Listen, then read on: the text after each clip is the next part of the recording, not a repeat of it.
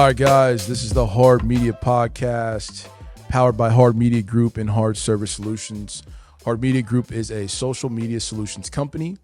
We create content, video, we write content, manage it. We also have a company, Hard Service Solutions, which is essentially the same company, but targeting the home services industry. So anything on the home or in the home. Today we have a special guest, Mr. Bob Hothem. And Bob has some things on his chest regarding the recession, the economy, business, etc. So I'm going to go ahead and pass the mic over to Bob, and let's hear what Bob has to say today. I appreciate that dynamic, D. You know, you and I were chatting a week or so ago, and I started reading a bunch of stuff online about, there's going to be a recession and all that kind of stuff, and it really torques me off because this will be about the ninth time. Because I'll be 70 years old shortly, right? Okay. Mm-hmm. So this is about the ninth time I've seen a contraction in the economy. If there's actually going to be one, this one is just totally different.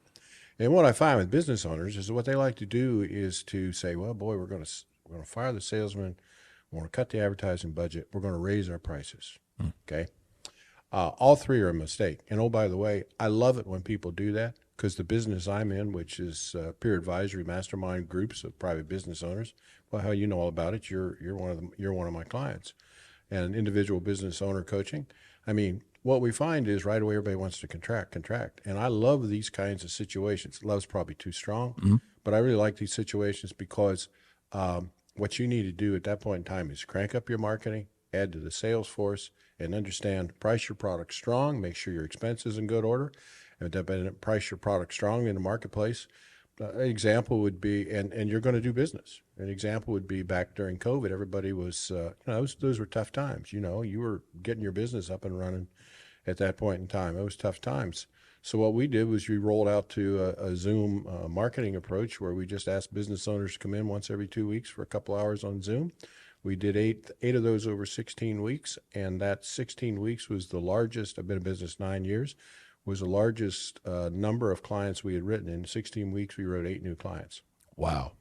And that was during a time when everybody was just saying, hey, we better knuckle under. We better, open the manhole covers and crawl down in the sewer, in the sewer line and get protected, if you will.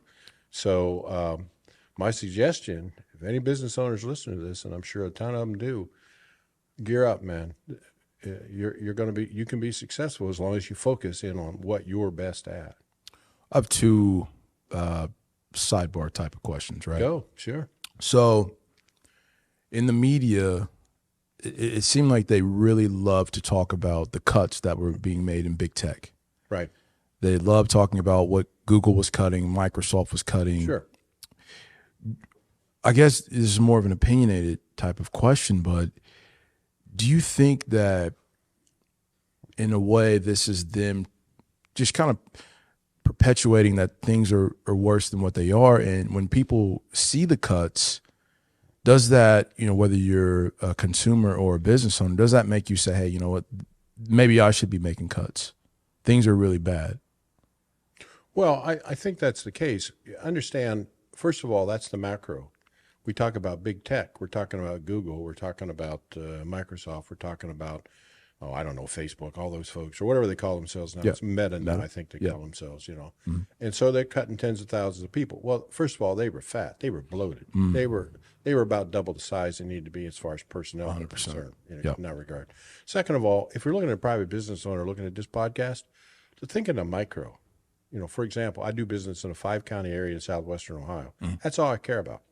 I don't care what happens in Silicon Valley. I don't really care what happens in Phoenix, Arizona, or Austin, Texas, or wherever else, if you will. What I care about is the 5-county area I'm in. And almost all the business owners we're talking to is in the micro. I don't care what happens to big tech. How does it impact me locally? I'm driving the bus locally. And so we need to think in terms of, in my case, the 5-county area. In your case, regional, super regional that you all are doing business in. Mm. What do the economies look like there, and where are the plays for you in order to grow, develop, and scale your business? Interesting. It's almost like cut out the noise. Big time. That doesn't move your needle. Right. And stay focused. Stay focused. Using your example, what does move your needle? Do more of it. Thank you. If you did X, do 2X, 3X, whatever the case may be. I go back years ago. I used to work for a relatively large company that folks might recognize called John Deere, right? 1982 was the lowest cash farm income since the Great Depression back in the 30s, okay?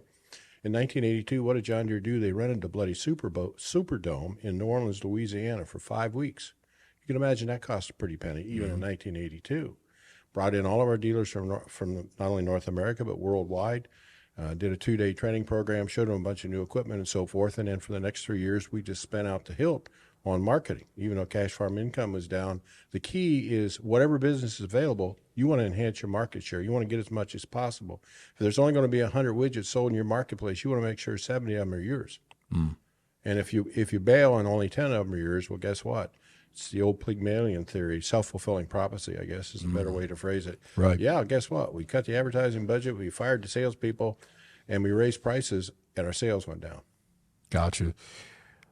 So you made a point to talk about the Google cuts or the cuts that took place in Silicon Valley or any of the big tech companies that make cuts, right? Right. You said that they were already bloated. Sure. Okay. So we'll go from the macro to the micro. Right. Were there over the last year or two also small businesses that that you know of that also were bloated? And I'm just playing devil's advocate here. Do they need to make cuts? We're talking about the smaller guys now, right? Because some of them may have been bloated as well, right? Well, Derrick, at any given time, there are businesses that are bloated, and there are businesses that need to make cuts. And certain industries come into play that may be over. For example, the mortgage industry right now. Obviously, when you're loaning money at 2.78% over 30 years, everybody's willing to play in the market, right? So you drive up the price of houses. Housing's that way. It's inversely proportional. Interest rate goes up. The selling price tends to go down, not so much in this market right now because we don't have a great inventory, at least here in southwestern Ohio. Yeah, we're behind. Yeah, that's right. But now that interest rates are going up, well, we're not running as many mortgages, so we don't need as many mortgage brokers. So those kinds of things happen, and that's going to happen. That makes sense. That's the Darwin the survival of the fittest. So those folks that are big players in the mortgage business will continue to be solid players. Those that just got in probably will slide out in that scenario. But I mean, at the end of the day, you want to make sure your costs are under control, but you also want to make sure you can effectively service the customer. Right. And a lot of times private business owners will cut people, and they won't effectively service the customer, and those customers go somewhere else. And you don't want that to happen during a period of time when things are tight in terms of business and so forth. But I will say, this is an opinion now. As you well know, I have several, but my opinion at this point in time is that some businesses during the whole COVID scenario that probably should have gone out of business didn't because of the correct move. I'm not being critical of the things like PPP, EIDL, the ERC, the employee retention credit, that sort of thing, injected cash. Yeah. And I agree with what happened there because the thing was falling so fast. Otherwise, the federal government would have paid unemployment to about 50 million people. So by keeping them on the payroll, so when things turned around, I had several clients who took advantage of those programs, and it turned around. What I'm seeing, however, those businesses that were weak going into, fortunately not a lot of my clients, but businesses that were weak going into the whole pandemic are coming out of the pandemic, and they've shelled through all that cash, and they're weak again. Yeah. Well, these times expose people. Sure, exactly. Expose people, expose business owners. You can look at it from the consumer level, right? Right. If you're playing it so tight every month, right, even though you make a lot of money, there's been different companies or media companies talk about there are people out there that make 100,000, people out there that make 250,000 a year, but they're still check to check, right? Right, exactly. So you got businesses who essentially ran the same program. They may make whatever revenue, $1 million, $1.5 million, exactly. $2 million, whatever, right? Right. But everything is so close. So when something like COVID happens or something like a downturn in the economy happens, whatever little bit of margin that you had, you've eaten it. True. And now we're seeing small businesses, like you said, not a lot. I don't know of any personally that are, really struggling, right? A few. You're in the game a little more than I am in that regard, right? Sure. But it can happen. So it brings me to a little bit of my next question, right? Do you feel, because you mentioned earlier growing your business, still staying aggressive. Right. Sometimes people associate staying aggressive or continuing to attempt to grow as adding costs. It may or may not. Okay. Well, I was going to say, maybe could you talk Sure. about that a little bit? Because sometimes it does take added costs. Sure. And then sometimes there's something inside of what you're already doing that Right. doesn't cost, it just needs some pivots there. Yeah. Well, what I find with private business owners, especially who've been in business for a while, they tend to do the same thing the same way that you always did it. Okay. And I'm suggesting to people, and we did that. A lot of the clients that I work with did that during COVID. We looked at our processes. How do we streamline? What do we do? How can we get more product through? How can we get it more through more cost effectively? Do I need all these people? Do I need to reposition, if you will? I would say, back to what you talked about Google, but the clients I had that really, really, really, really embraced technology during COVID are coming out super strong now. Because they're able to add 10, 15, 20, 30% to their top line and maybe as much to their bottom line as well, because by using the technology, if you will, in that scenario. And so I guess where I'm coming from is continue to invest. You need additional people. You need to do a better job of servicing your customer, because especially during these times, if there's only one widget to be sold, and you want to make sure you're selling it, you gotta offer the good, solid customer service and do a good job of driving that process so that they want to do business with you. They want to do business with Hard Media, for example, versus XYZ Corporation. Right. In that scenario. So you need to continue to invest, but invest wisely.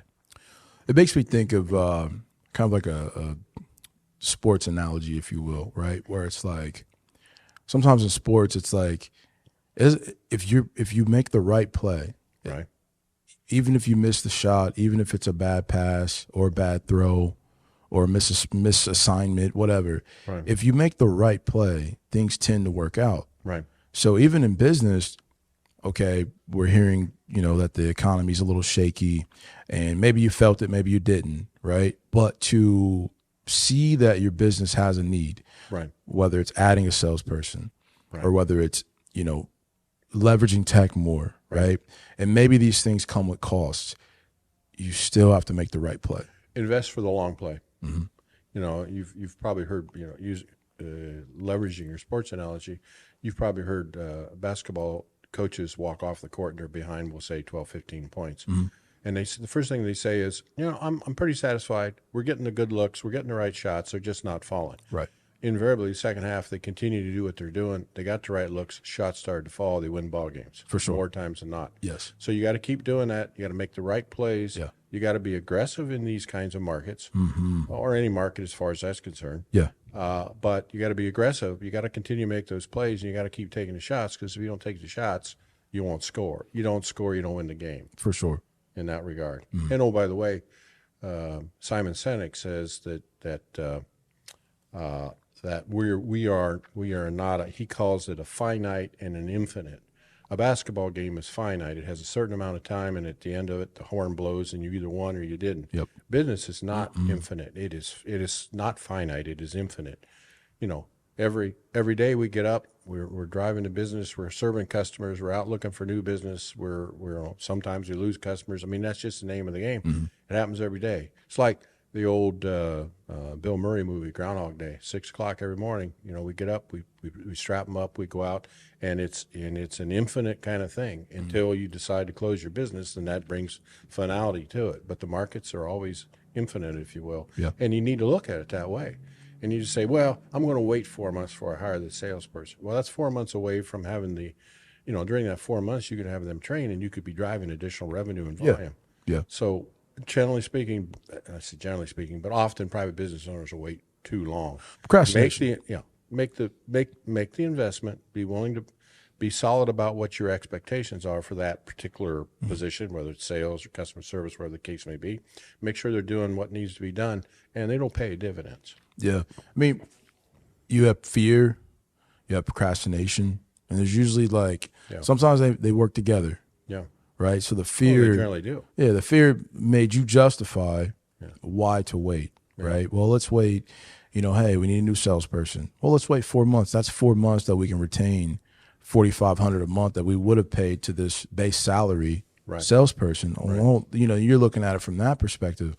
But really what you're doing is procrastinating, and you're a little nervous. Right. And you're thinking small, right? You're still not playing the aggressive game. And I think this aggressive, because you've said that a couple times, I think that there's a little gray area in this aggressive where it's not like you're just guns a-blazing, but it's like when it's time for guns a-blazing, no matter what the market is talking about, no matter what's going on, if it's the right play, you got to go guns a-blazing. I have the ammunition in a bunker, so when it comes time to pull the trigger, you're all set. We're all set and ready to go. Yeah, unfortunately, what we find with private business owners often is they think about doing something, but they say, well, what happens if we fail? Well, no, I'm not going to do that because it may not work. Yeah. Well, the thing I really find intriguing about that, well, gosh, if it doesn't work, maybe we'll have to stop doing it. Right. And go do something else. For sure. And I tell people that, and they go, well, of course. And I said, but that's what you're telling me. Mm-hmm. When I start, especially working with a new business owner, you're telling me you haven't done this, this, this, and this. Why? Well, none of them may work. Well, until you try, and oh, by the way, it may work beautifully. But if it doesn't, then we just stop doing it and go do something else. Yeah. I think it's interesting because I feel like sometimes entrepreneurs, they get a little soft in a way. Oh, yeah. Right? What I mean is like you risk so much to get to where you're at.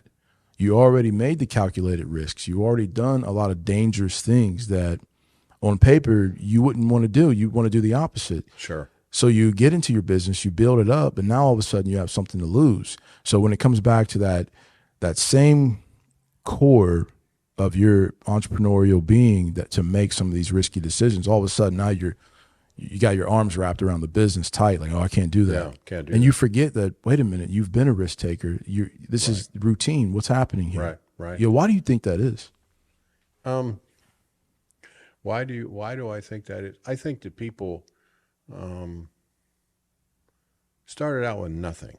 Mm-hmm. Okay. Mm-hmm. I'll go back to when my late bride and I got married. By the time we moved to Syracuse, New York, and paid all of the deposits to Niagara Mohawk for power and water and all that kind of stuff, and this is 1975, we had like $74 to our name, and I owed my father $2,500 for my car. So just technically, if my old man wanted to foreclose on me, I had to declare bankruptcy, right? Right. And then I worked to work for the company called John Deere, and I got a travel advance, $250. Holy mackerel, we could buy groceries that week. Now, if I were to think about that now, heading for 70 years old, man, I'd lay awake nights because I've got some cash. I've got some cash stashed You would away, be frantic. Very much so. But the same thing happens to private business owners. They didn't have anything. So what do you got to lose? Right. Got nothing to lose. Yeah. And they concentrate on, most private business owners don't do everything very well, but they do one or two things extremely well, and they focus in on that, and it carries them forward. They put some cash in the bank, and they got some investments, and they buy a building, and they got a nice house, and they raised a couple kids, and they're through college and all that kind of stuff, and they've got some money laying there. They say, hey, I like that. That's comfortable. I don't want to lose that money. Mm-hmm. But what ends up happening is, especially with older, but more experienced business owners, they're not reinvesting in certain things that they should be in order to continue to make that business grow, to make that pile of cash bigger, if you will, or to enhance the investments, or be prepared to sell that business for more money, if you will. I just had a business sell middle of last year, and he shopped that business for almost 3 years, and everybody that came back to him gave him within about $50,000 of what everybody else was. And he said, well, it ought to be worth more than that. It ought to be worth more than that. Well, over the course of the last 10, 12 years, he made no decisions, which in effect is making decisions. He decided not to upgrade some of his rolling stock. There were some new products that should have been brought to the marketplace that he elected not to do. Why? Because he was comfortable. He had a nice pile there. Okay. And so he didn't want to take the risk anymore.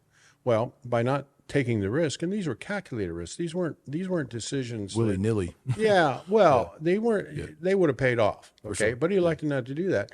So when he sold his business, he probably got several $100,000 less than what he felt it was worth. But the market told him what it was worth based on how it had been run. Right. So we're not talking about selling your business, but I always tell folks when they're in the process of selling your business, parallel track. You continue to invest in that business. You can continue to push the sales function. You continue to to revise technology, be as efficient and effective as possible, even though you're going to sell it, because the new buyer says, hey, this thing can run without him, and they're going to pay you 2, 3, 4, 5x for that business because somebody else can step in, do the same things that the other fellow has been doing, and not have to rebuild the business. Yeah. The example I gave you, the new buyer sort of had to do some rebuild for a period of time, but he's getting there. Mm-hmm. You know, it's almost like it was a concept in finances where it's like to grow your money, right? It takes aggressiveness and risk. Certain to amount. keep your money, right? That's when the kind of the opposite takes place. Sure. Right. And it is, for almost what you were saying is, after so long of being in the business or maybe coming from nothing or seeing some success, it's hard to switch those back and forth. Right. Because you start to get back into the, hey man, I got something, I don't want to lose it. Exactly. Well, but you could have more. Right. Right.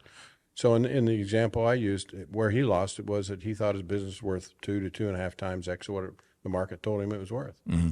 And just because he got too conservative about the business itself, if you will. Gotcha. So you said something earlier that I thought was really unique, which is why I feel like you're so qualified to talk about certain things. I appreciate that. Like economy, like the recession, right? You mentioned that you've been a part of at least 9. Yeah. I was just reflecting on it as I drove down here to the studio. Yeah. At least 9. At least 9. Going back to when I went to college in late 1971, early 72. So yeah, I'd say 9. Yeah. And then think about it like this too. You weren't born during the Depression, but you have parents that directly experienced. My parents got married. Yeah. I came along a little later in my parents' lives, but they got married in 1930. Gotcha. And they had 6 children in the 30s, 1 in 46, and I came along in 53. Mm-hmm.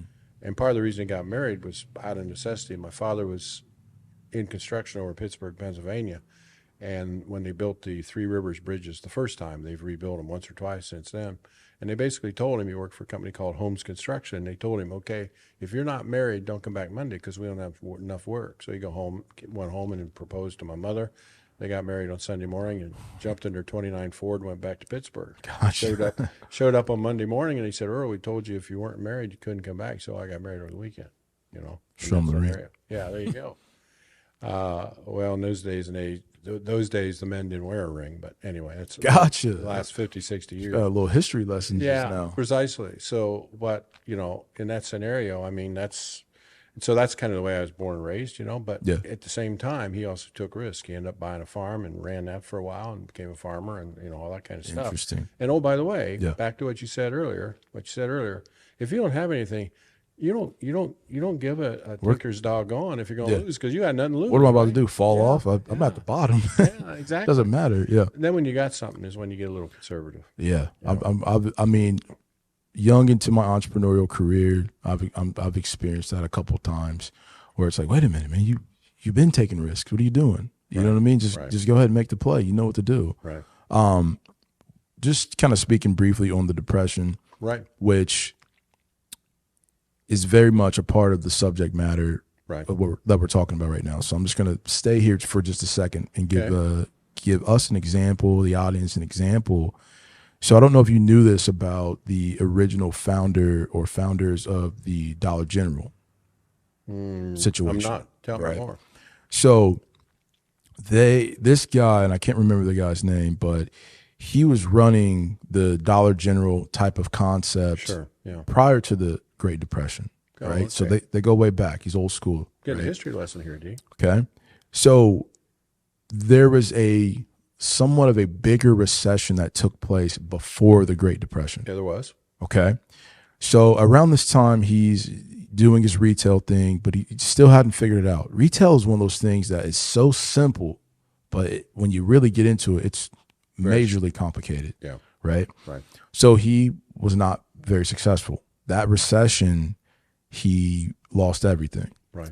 And in his mind, he said, it was because of the recession. Right. Right. Right. Now there's a little gem in here. Just give me a second. He kept at it. Right. So years later, we have the Great Depression. So we all know about the Great Depression, but we don't all know about the recession that took place before that Great Depression, right? Which caused businesses to crumble. So during the Great Depression, he figured out retail. He figured it out because he was seeing so much success, and he just started watching different retailers around him fail during the Great Depression, and he started to kind of pick up off of the liquidation. Right. Like, hey, I'm gonna buy you out. Heard you're in a jam. There are plays here. There are plays here, and so during the Great Depression, I think this is important because this is kind of in a nutshell what you're trying to say, that there's stuff going on in the media. There are people that are nervous, business owners that are nervous, but you're saying, hey, you continue to make the right plays. This guy who ended up becoming developing a multi-billion-dollar company that's still running today, in the Depression saw some of his best success on the rise to becoming a great entrepreneur. Look at my example during COVID for me. Yeah, it just tells you that, we hear the Great Depression, like, oh my God. You know what I mean? All I can think of is like dirty kids in like soup bowls. Right. But at the same time, WPA. At the same time that this is going on and you got dirty kids in soup bowls, you got entrepreneurs, you got other people who are prospering. Yeah. But it all comes down to how you think and how you look at things, right? Well, when, you talk about going through 8 or 9 of contractions or economic tough times, I moved to Des Moines, Iowa in 1982, and I bought a house when the prime rate was 20%. 20%. 20%. Everybody talks about 20%. Yeah. Well, nobody has any history there because that's 40 some odd years ago. Yeah. Most of the folks don't understand that. So now that mortgage rates are at 7, 7.25, 7.5, when I left Vermont, when we got transferred in 82, I had a 6 3/4 loan. I thought I'd died and gone to heaven. I went to Des Moines. Prime was 20. I bought a foreclosed upon house where the bank carried it for 12.5 for a 4-year balloon. Mm. I mean, people will survive. Oh yeah, it happens. People have to adapt. Indeed. Don't cocoon up on you. Don't roll into a fetal position and go, oh my. Because I had a business owner about 3-4 weeks ago. I think I'm going to quit doing this. I'm going to quit doing that. And I'm going to quit doing this. And I said, oh, so you're going to close your business? And they looked at me like, no. I'm not going to close my business. I'm just going to protect myself. Mm-hmm. I said, against what? The only thing you're protecting, you're not protecting yourself against yourself in this case. I mean, man, you're making the wrong decisions. Yep. Fortunately, we kind of talked him around a little bit, to a degree. But I said, if you're going to stay in the business, you're going to continue to do what you're doing and do the markets you know best, man. You got to be bold. You've got to be bold in those markets. And that's why business is so tough. Oh, yeah. Because you may not be in the mood to be bold. What you pulled off initially as the entrepreneur that is dealing with a startup or a new business to make that business successful. Right. All the energy and the heartache and all the stuff that goes into that, you have to continue to bring that out during the course of your business. 3 years in, 5 years in. Business is infinite. Infinite. You got to continue doing the stuff that got you to where you got to if you want to stay there, but more importantly, grow beyond that from a scale standpoint. Yeah. I have two questions that one is off topic a little bit, but on topic, so we'll stay there. But my first one is, I'm following your lead, buddy. It's like dancing. You're the lead. Yeah. Just stay nimble. I got you. There you go. When we talk about what we just talked about, you came in with kind of a history lesson, if you will. You've seen contractions, you've seen recessions, right? And you gave us history. And this is why I think history is so important. We disagree at all. How we may have be taught history in school sometimes may not be as vital. But what we're talking about right now is there are things that are happening right now that have happened so many times before. Sure. And history always repeats itself. It's a cycle. And not only have people survived these situations, hey, it's okay. Like you said, I bought a house at 20%. Right. The interest rates are 6.5%, 7% right now, and people are crying about it. Right. Yeah, exactly. Right? And you bought a house at 20%. Everything will be all right. Right. But another layer of this is, despite what the media is saying, despite what's happening right now, despite what you may even experience as a business owner, this year, there are opportunities to just big time. I mean, triple what you've previously done. Right. In terms of your success as a business owner. There are two ways to look at things. Yeah. Scarcity and abundance. And a lot of times folks, as business owners, will look at it and go, well, we're That's what we talked about earlier. There won't be as much business. Oh, so I got to hold on to every client I can, even though you may not be making money on them. Yeah. I got to hold on to that client. And if I lose that client, I'll never find another one. What? Go with the theory, not the theory, but the practice of abundance. Yeah, I may lose a client. I lost a client earlier this week, but I'm also going to sign a new one tomorrow. Got to keep doing the things, keep the mill running, keep the flywheel rolling, if you will, and so forth, and say, okay, I may lose a client. I may lose 2 clients. I may lose 5 clients. But there are another 5, 6, 7, 8 clients out there all better than the ones I've lost. Yeah. All I have to do is work hard to find them. One of the things that motivated me or kept me motivated when I was early in the business, I'm talking about day one type stuff, right? I used to look at, because I've worked at different companies. I've worked at UPS, Monster. I worked at a company called Facuva USA. Small, 10 million a year operation, manufacturing operation. Sure, Heights, right? Yeah. Very small. Yeah. But what I saw was like, it is true, like you said, the theory, and I'm going to take it a step further, and I'm going to say, I think abundance is a law. Right. I think there's a law of abundance, because what I saw was UPS is winning. Facuvi, this little rinky-dink company, they're not unhappy. Yeah. They are seeing success. It's working, right? And I used to have this idea in my head when we first started the company was like, there is a table of food, and there is so much food that like steak and lobster and all these fine dishes, they're on the freaking floor because there's just too much. So it's like when I look at competition or when I look at, things that I think might be a scarce type of mentality, I'm like, there's too much. Right. There's just too much. You'll be okay. Continue to work and navigate and figure out where you fit in, but there's too much. There's no shortage of clients. There's no shortage of transactions. If you're feeling a shortage, there's something that you're not doing, or maybe sometimes you just get into an industry or a vertical that you might need to pivot, but that's rare compared to the law of abundance that we're talking about. Yeah, always focus on the law of abundance. Absolutely, and that is a mentality. That is the glass half full. It is a mindset. Glass half full versus glass half empty, right? Last question, and this is it's on topic. So I'm thinking about doing a video on this as well, but sure, I think that we are living in a time where people the quote unquote don't want to work, right? And is this something that is an employer issue, or do you think that people are lazy? Because here's what I'm saying. Here's what I'm getting at. This is just my opinion.